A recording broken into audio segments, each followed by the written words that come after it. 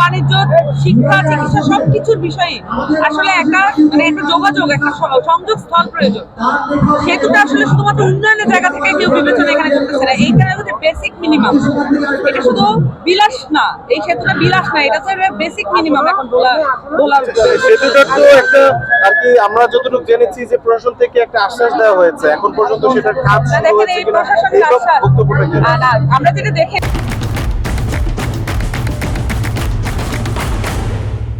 যেটা দেখে আসছি, এই ভোলা বরিশাল সেতুকে, এই মেডিকেল কলেজ বিশ্ববিদ্যালয়কে, এই সব কিছুকে রাজনৈতিক দলগুলো তাদের যে নির্বাচনী আশ্বাস সেটার জন্য ব্যবহার করছে। কিন্তু এই আশ্বাসের তো কোনো কুল কিনারা হয় নাই। কেন হয় নাই আপনি দেখবেন যে এটার জন্য ভোলার যে ইন্টারনাল রাজনীতি, এটা বোঝাটা খুব জরুরি। ওখানে ঘাট আছে, এই যে ঘাট এবং হচ্ছে লঞ্চের মালিক সমিতি এবং এই কেন্দ্রিক একটা বড় মাফিয়া সন্ত্রাসী গোষ্ঠী গড়ে উঠেছে, নিয়ন্ত্রণ করছে।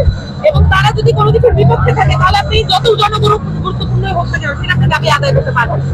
এটা শুধু ভোলায় না, বিভিন্ন অঞ্চলে এই অসুবিধা আছে, ভোলায় এটা অনেক বেশি।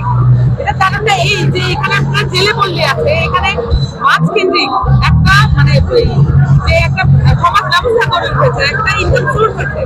এবং সেই সাথে ভোলার যে অন্যান্য পেশাজীবীরা আছে যারা প্রান্তিক, যারা আপনার ঢাকায় এসে একটা দাবি জানানো সম্ভব না। অনেক ক্ষেত্রে এই শিক্ষার্থীরা যারা তারা এসে তাদের এই দাবিটা জানিয়ে যায়। কিন্তু আমার কাছে মনে হয় যে এই যে ইন্টারনাল যে রাজনীতি, মাফিয়া গোষ্ঠী, সন্ত্রাসী গোষ্ঠী যারা রাজনীতি পরিচালনা করে, তারা আসলে ভোলা পরিস্থিতি চায় না,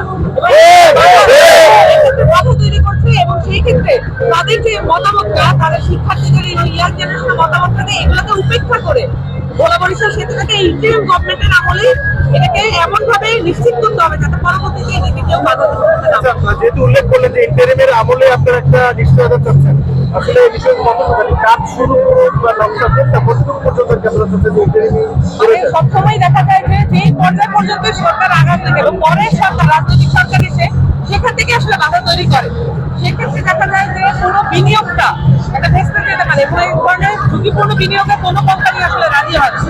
তো আমার কাছে মনে হয় যে এটা যদি আমরা দৃশ্যমান কোনো কিছু দেখতে পেতাম আর এমন ধরনের কোনো ডকুমেন্ট আমরা দেখতে পেতাম, তারা আসলে বড় ব্যাপারে উদ্গ্রীব এবং এটা নিয়ে সিরিয়াসলি ভাবনা চিন্তা করছে, সেটা আমরা কিন্তু এমনও সরকারের পক্ষ থেকে এমন মন্তব্য পেয়েছি যে এটা কখনোই হবে না, এমন মন্তব্য কিন্তু এসছে।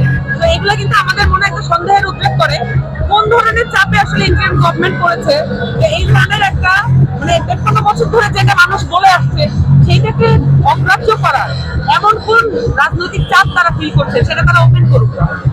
ধন্যবাদ। এবং সবচেয়ে আরেকটা বিষয় যে এনসিপি না হলে কি দাবির প্রতি সমর্থন জানাচ্ছে কিনা? এনসিপি তো যে কোনো অধিকার ভিত্তিক আদায়, অধিকারের আন্দোলনে সবসময় সমর্থন জানায়। কিন্তু বিশেষ করে প্রত্যেকটা বিষয়ের একটা আপনি বিষয়ের অন্তরালে আরো অনেক কিছু বিষয় থাকে যেগুলো কমপ্লেক্স, ওই জিনিসগুলো যখন আমরা জানতে পারি তখন আরো বেশি করে ভোলা বরিশাল সেতুর জন্য আমাদের বলা যেতে পারে এই মুহূর্তে আপনাদের দাবিটা হচ্ছে যে দৃশ্যমান কিছু একটা দাবি আপনারা চাচ্ছেন। আমরা চাই